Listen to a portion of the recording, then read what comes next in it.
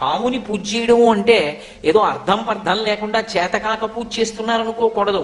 పాము సంతానకారకత్వం దగ్గర నుంచి పాము అనేక విషయాల్ని మనకి ప్రబోధం చేస్తుంది.